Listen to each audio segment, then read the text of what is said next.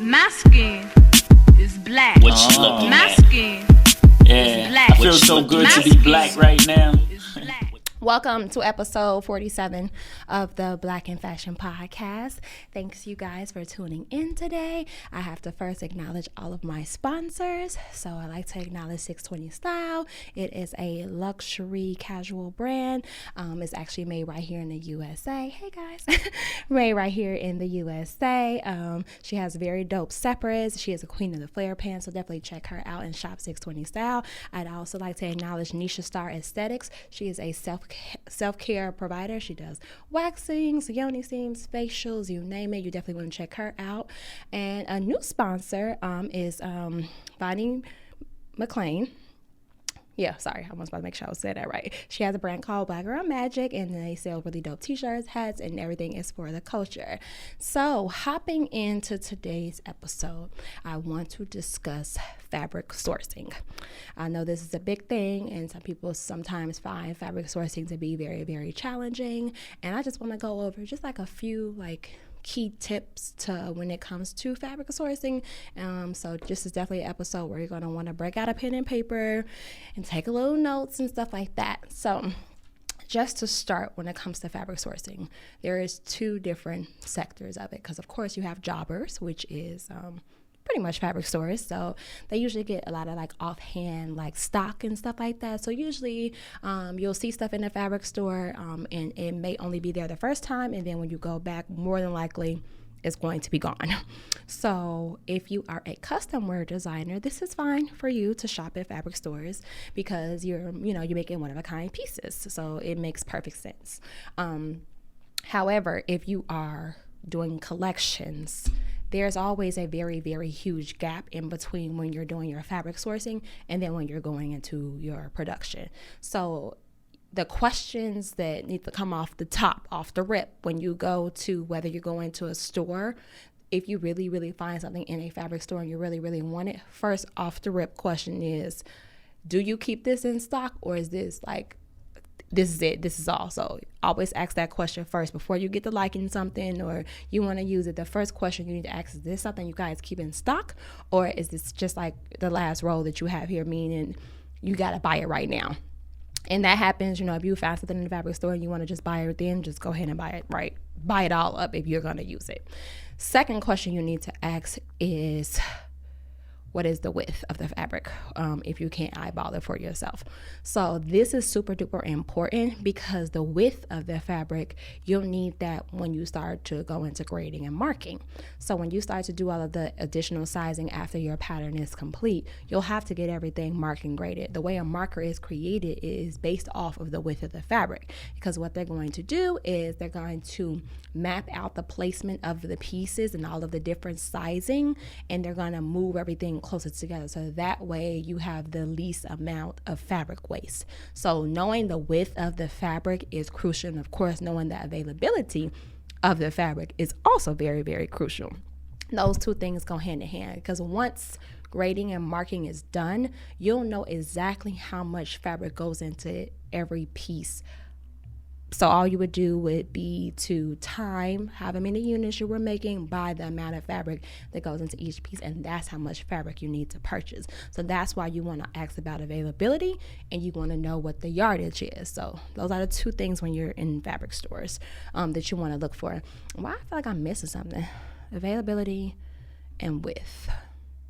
Those are the two main things for fabric stores, availability and width. So I just want to take this a step further, and let's go into wholesale. So you find a wholesaler that you're working with for fabrics. There are a lot in the NYC garment district. I do take people to some of my tours as well, and they're not street level. They're usually up in some of the higher buildings, and of course they have yardage minimums and stuff like that. They don't have high ones. I would say on average in the NYC garment district you might have some that may have maybe 5 to 10 yard minimum for a wholesaler. Okay, now wholesalers and in fabric stores, except for Mood is the only exception, there's not really a price on anything, which means everything is up for negotiation. You have to get into the habit of negotiating pricing no matter what people say.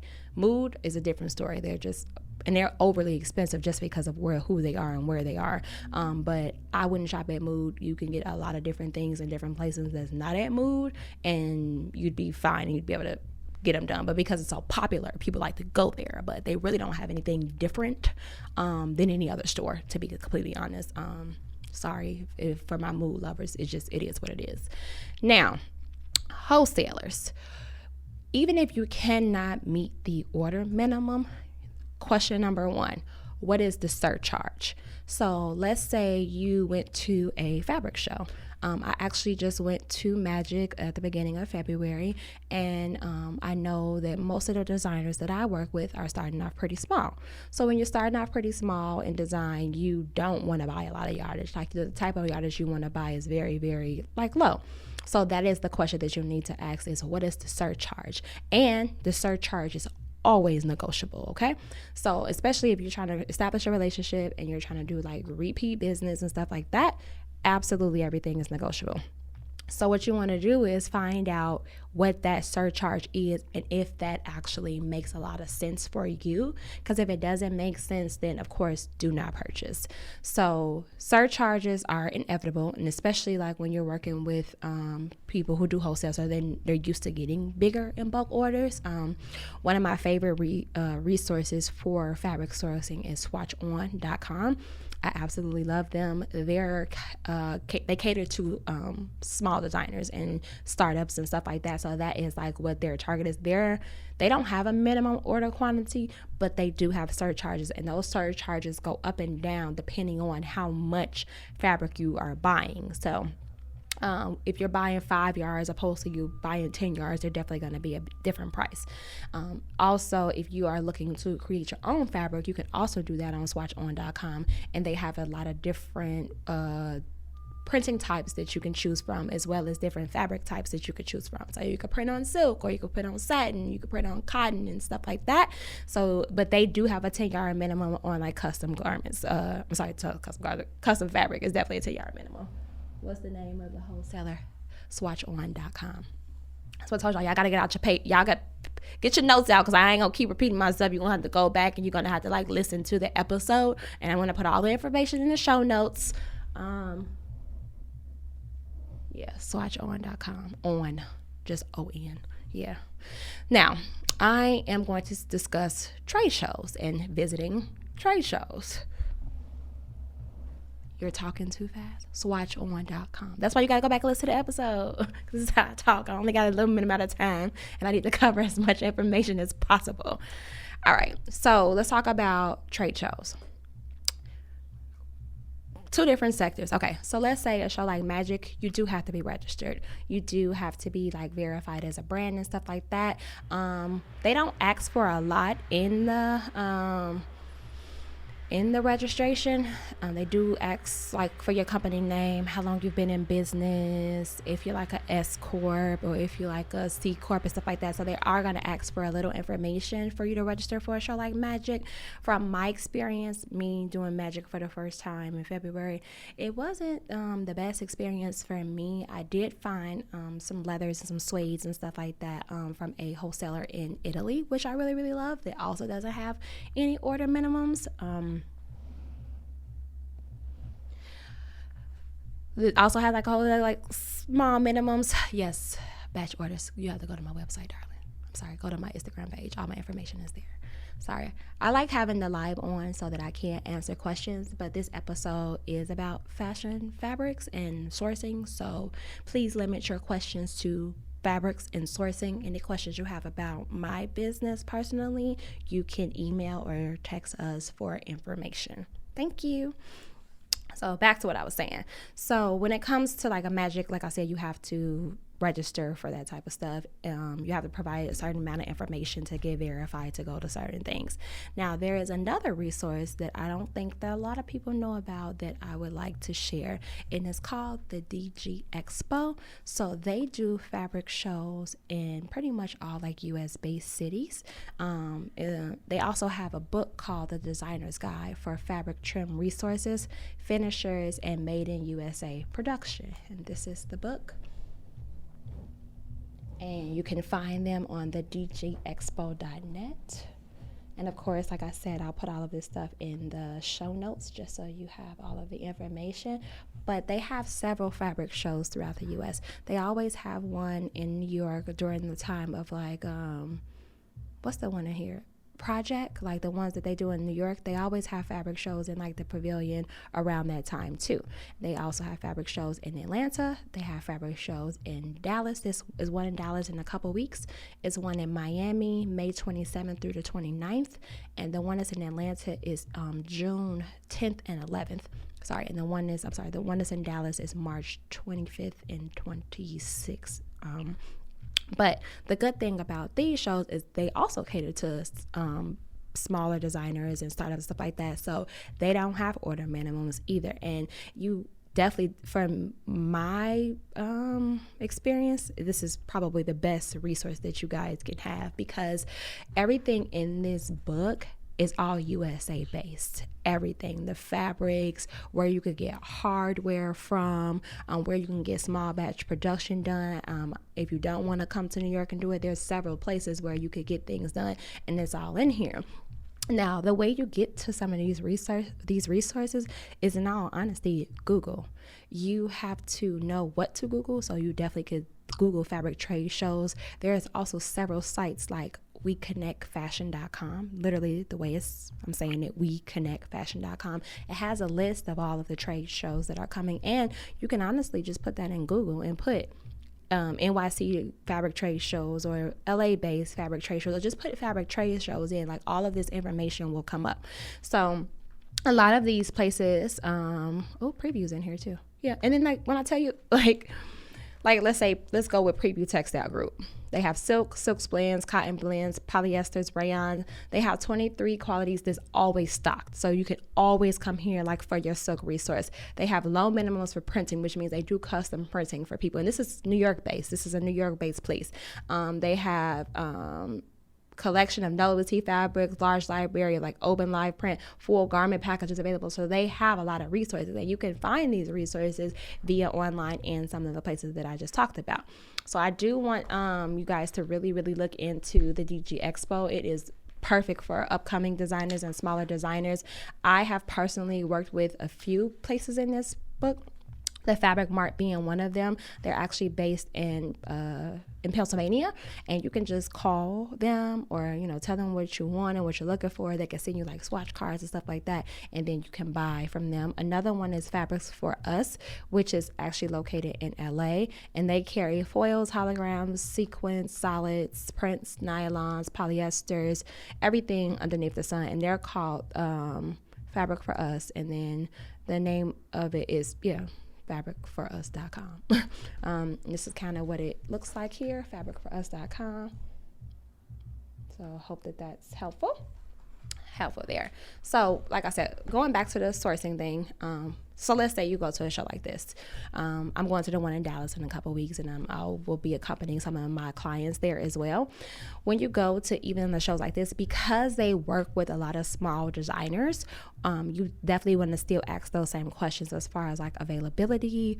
You want to ask fabric widths, because that product development, when you're first like creating a collection, that might take about 2 to 3 months of like just doing sample making and doing fitting, doing patterns and stuff like that.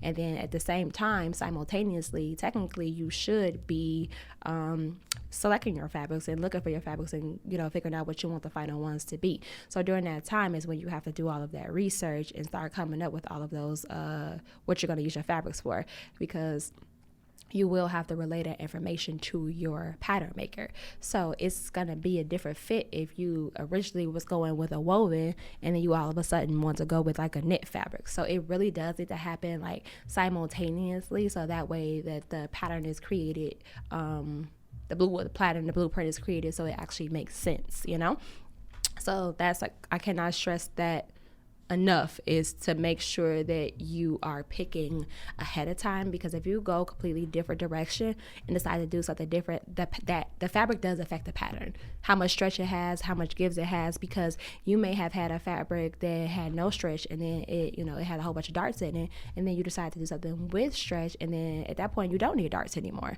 So that is crucial that you do that as well.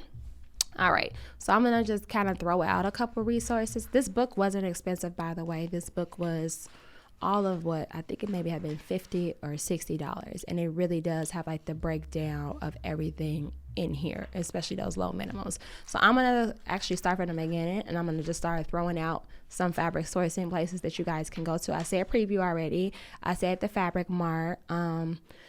You have Sex Tex Fabrics or whatever, which is fine gauge fabric knits from modern to better sportswear, dresswear, intimates, and military. They specialize in like rayon spandex jersey.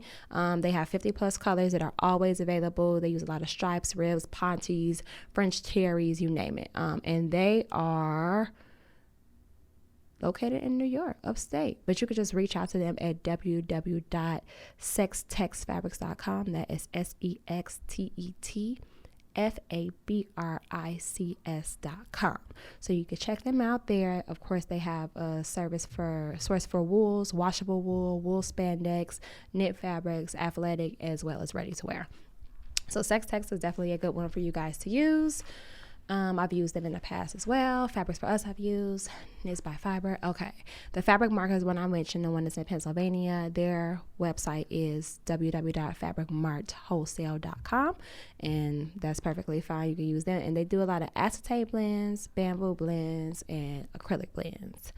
Now, Kindor is more natural, more sustainable. They're actually located in Canada, but they do like a lot of like low order minimums as well. So you definitely want to utilize them for woven and knit textiles, especially things that are more environmentally friendly and sustainable.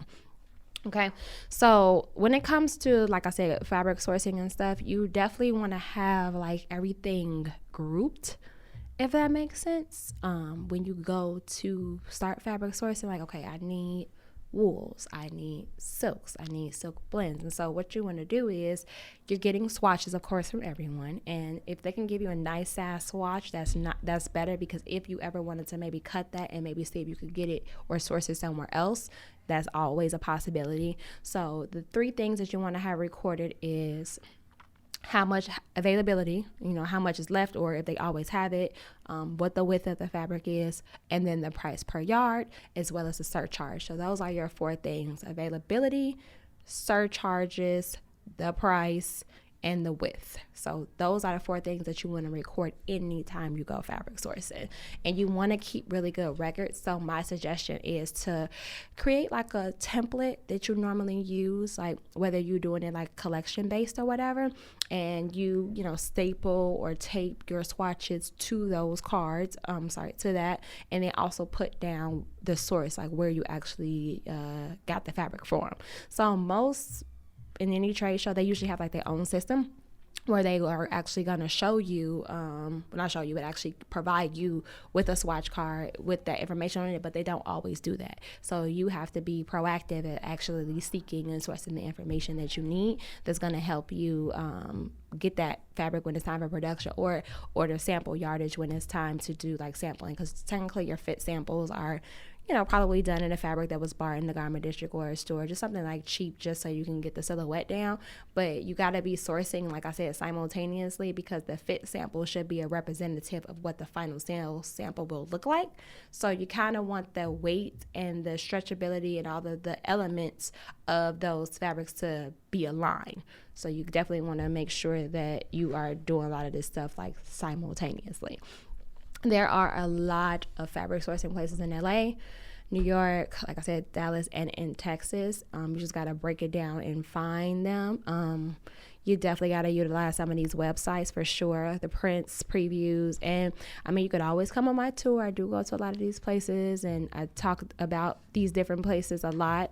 Because as a service, when someone else does it for you, they're going to charge you. So the more you can do on your own, the better off like you'll actually be if you can do more work and more sourcing on your own. Because when I do it, it ranges. Like, it just depends on what I have to find. So it may range from 2, it could go up to 6, because if it's a lot of fabric, it's like really, really going on the hunt, collecting all the information, making sure that the pricing strategy works, stuff like that. So anytime anyone does fabric sourcing, it is a lot of work. So if you can do it on your own, and it helps you stay way more hands-on in the process, with fabric sourcing, you do have to have like fabric knowledge and understand the way different fabrics move and what's good for what. I know if you like a fabric, doesn't necessarily mean it's going to work for the silhouette that you're trying to make. So fabric knowledge is key. One of my recommendations is fabrics and fashion design, the way successful fashion designers use fabrics. So this is a very good resource, which I'll also put in the show notes, but just putting it out there. So be forgetting that my YouTube is up here. Y'all gotta make sure y'all get this book as well. Got a question? I can't see your question. Hold on one second. Can you expand a little more on surcharges, what they are? That's what a surcharge is. So a company could charge you as much as they want for a surcharge if you're not meeting their order minimum. So it's just like an extra fee that you have to pay if you can't meet the order minimum. And that's pretty much with anything that's even in the factory. Like if hello, I'm making sure my microphone's right. If you're in the factory and let's say you're not making enough units, of course they're going to charge a little bit more. So that's like a catch with anything that you do in the fashion or production world. The more you get and the more you purchase, the cheaper it's going to be. But if it's very, very small, that's where the surcharges come in. It's just like an extra fee. But there is like, you just have to ask them what their rate is. Like, is your surcharge rate 2%, 5%, 10%? So that's another question that you're definitely going to want to ask is what is the surcharge rate? And of course, they're probably going to tell you that it varies because it does vary. It just really depends on what the fabric is, because some fabrics might have a minimum order charge and some might not. So you just got to be proactive with asking about the surcharges and asking what the percentage of the surcharge actually is. Because sometimes if it's not that much, it's actually like worth it. Now, let me just go backwards to fabric knowledge. So, of course, different things used for different fabrics used for different things. So, I have a book that I recommended in my fabric knowledge episode called Fabrics A to Z. I do think that is a very good resource as far as like breaking down the differences between knits and wovens and like all of their different properties, but also within that, like letting you know what the good uses are for. So fabric knowledge is not something that's going to happen overnight. Fabric knowledge is something that is going to be consistently learning, especially with technology and all the different fabrics that are man-made and that have all these different blends and spandex and nylons and viscose and acetate and stuff like that. So you definitely will never stop learning about fabric. Like it's always going to be something that is like continuous and stuff. But it's just knowing the main key properties of like knit versus wovens and like specialty fabrics and stuff like that. Oh my God, I just realized something. I didn't mention that you have to know the content. That is the fifth thing that you have to know about fabrics. You have to know the content because you'll be in the process of creating like hair labels and washing and clothing instructions. So I'm so sorry that I didn't mention that in the beginning, but that is also a crucial thing that you need to know is what the content is, because it is a TFIPI regulation. If you do not have the country of origin, the materials that it's made from, and the care instructions on your label, that is a must. So make sure you know the content of the fabrics. And when you're shopping in fabric stores, a lot of times they don't have the content on there, but the people working in the store should know. That's why it's very difficult to do production when buying things in the store, because like I said, they're jobbers, so they're getting a lot of things like secondhand. So sometimes they don't even know. So when you actually go to a wholesaler, they know the content, and content is key because you got to have all that information when you're actually creating care labels. Yes. Next, Coco Chanel. Yes, we do. Any of business inquiries for my business, please DM or email or text us for more information, okay? But yeah, so like I was saying, like the content and care labels is a crucial thing for you to actually know when you're sourcing as well. And if you can keep good records of content, you'll spend less money on care labels, because a lot of times you'll have to get custom care labels created. There are stores in the garment district that sell like 100% wools and 100% silks, 100% cottons and stuff like that, like very like just like generic. But when you're creating a collection, there may be a lot of blends in there. So when you have like a whole lot of blends in there, you have to get custom care labels made, and you can do this online at wonderlabel.com, dutchlabels.com. In the garment district, you can get custom labels made at Seal Thread. And you could pick the different quality of it, like if you wanted like vinyl versus if you wanted like printed satin. You can always get like woven labels made as well. But my suggestion when it comes to creating content labels is, when you are selecting fabric and you're doing a line that's cohesiveness, a lot of the fabrics are probably gonna be in the same family. Like for me, when I do a collection, I do outerwear, it's gonna be a lot of like wools, and then of course it's gonna be lined with like a silk. So I can get 100% wool tag with 100% silk. So if that makes sense, you just have to keep up with that type of like information. And then you have to have both on there. Like, so you're gonna put on the care label like self, and then put what the contents in, and then put lining, and then put like what the contents of that. So you have to have everything that's in the garment on that care label. So when you're sourcing, make sure that you record that information and or ask.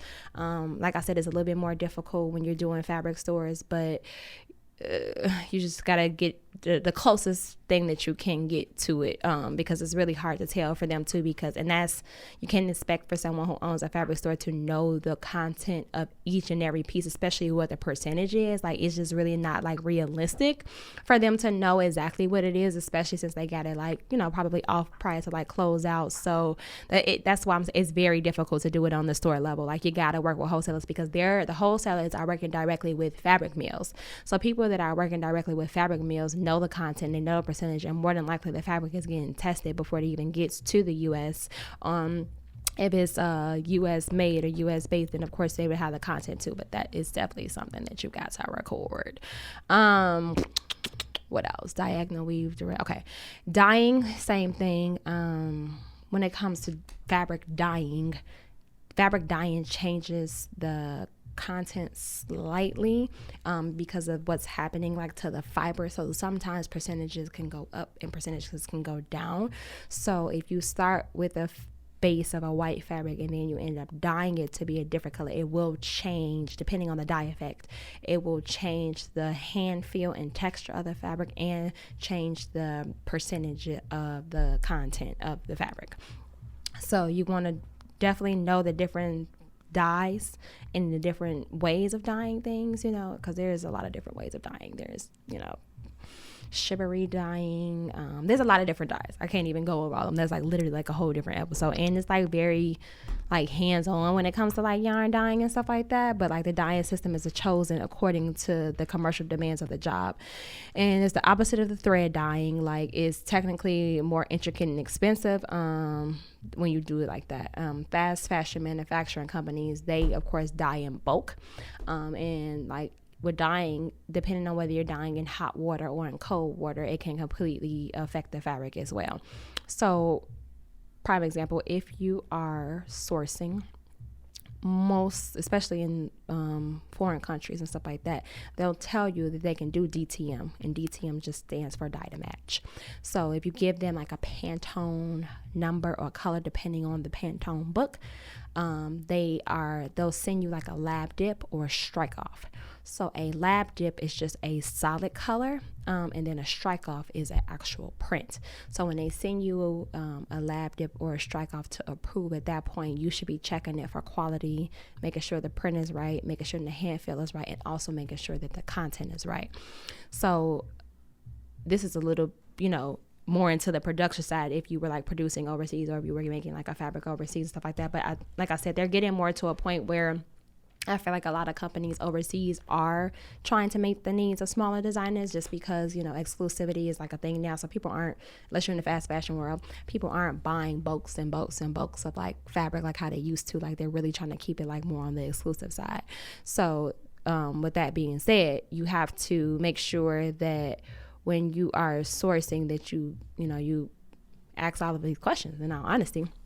But I think I covered everything. I knew this was going to be a short episode. I just wanted to give just like a little bit of advice. If you don't learn anything else from this episode, learn surcharges, fabric content, fabric width, availability.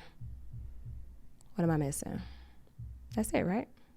Content, availability. Yeah. Those are the things that you want to learn. And just utilize the heck out of the DG Expo. I've said it a whole lot of times. This is definitely for my small designers, local designers. That's definitely the place that you want to go. And I'm not mistaken, WeConnectFashion.com has a list of every trade show in every city, like throughout the entire year. That's normal. And then once you sign up for their email list, you typically will get all of their information. I just want to check because I haven't been on WeConnectFashion.com in a while, but that was like the resource that I used before I got on the now I'm on email list. So now like every time a fabric show is going on, I automatically like get an email. Is this still on? Yeah, WeConnect Fashion. Perfect. Yeah, it is on here. WeConnect Fashion is a great resource for finding, sourcing, and trade shows. They actually have an entire section when you go to their website. It looks like this, WeConnectFashion.com. You actually go to their website, and if you go to sourcing, it'll list out like all of the different services and retailers and stuff like that. So just kind of browse the website and kind of find like when you're looking for trade shows, or you could just put trade shows into Google, like I said, fabric trade shows, and it'll tell you all the places that you can go for fabric trade shows. So my next couple recommendations is, like I said, Miami, May 27th to 29th, fabric shows. Atlanta, June 10th and 11th. And then Dallas is coming up. It's in 2 weeks from March 25th through the 26th. I got to answer questions. Hold on. Searching for best way of searching for a manufacturer. That's not what this episode is about. This episode is about fashion. Can't really help you there. What's your podcast name? It's called Black and Fashion. But yeah, it's best way of searching for a manufacturer. You got to do your own research on that, love, because I already have manufacturers, so I'm not really researching any. And if you're interested in working with me, you can send us a DM or an email or a text, and I can give you all the information that you need once you set up a consultation. Otherwise, you just gonna have to put it in Google, honey, and go your best route. But I only can help you if you utilize our services. Are there any more questions? I think I covered everything though. Oh wait. That can answer your question. The DG Expo, they have small productions in here, made in USA productions. So they have different places in the book that you can go to get production done. It just depends on what you want. So I actually answered that at the beginning of the episode. I don't know exactly. I know where all mine are. I don't know exactly where all the ones in here because I haven't read this entire book from start to finish. But if you purchase this and you just go through it, it's going to give you all the different places within Chicago, Dallas, Miami, New York, Philadelphia, San Francisco, and Atlanta where you can utilize manufacturers. So actually, I do have that information. It's in here. I just don't have specific ones that I know or have used. I only know the people that I use, which you can come on my tour and I can introduce you to those. But yeah. Oh, well, I've known people. I don't want to tell y'all like production and manufacturing places to use only because I've heard a few horror stories here and there from different places. So I don't feel like I should tell you like, oh, here, go here, or I recommend it if I haven't personally used them as a manufacturer myself. So that's why it's like a trial and error thing if you go to find a manufacturer on your own because you don't know whether that manufacturer is good or not good. So yeah, I only will tell you names of places that I go to and that I personally work with, and that's what my tour is set up for, and the link is in my bio. The next tour is March 20th. I think we have 6 tickets left for that tour if you're interested in learning the entire production and product development process, and if you want to come on the tour and really learn how to take your brand to the next level if you're tired of sewing everything that yourself. Because I saw one here and I see their name, but I've heard like horror stories, so I'm not even going to give their name out, and I don't want to be rude in that because everyone has different experiences with different companies. So I'm not going to even go down that road when it comes to manufacturing, okay? So I think that's it. So like a DG Expo, We Connect Fashion for your labels and content labels, DutchLabel.com, WonderLabel.com, and that's Wonder spelled WUNDER. WonderLabel.com, Seal Thread, right over here in the Garment District. They do them on demand. I love their black printed satin labels. And then along that street, there are more places that do woven labels as well. And you can just check from the outside because it usually is listed in the window. I think Jonathan Embroidery does woven labels as well, and they have it like in their window, and it's all on 38th Street in the Garment District. And if no one else has any questions, I think I covered everything. Well, the main things that I wanted to cover. So that's all. I hope that was helpful, and I hope that was informative. If you have any feedback, please feel free to send it to me. If you have any topics you want me to cover, please feel free to send it to me. I'm going to make sure I acknowledge my sponsors again. Make sure you guys check out 620 Style. Make sure you guys check out Nisha Star Aesthetics. Get your facials, get your waxing. She is a black-owned based self-care brand that's right here in Brooklyn. You can shop 620 Style online. And then my newest one is my Black Girl Magic by Bonnie Macmillan. What's my name?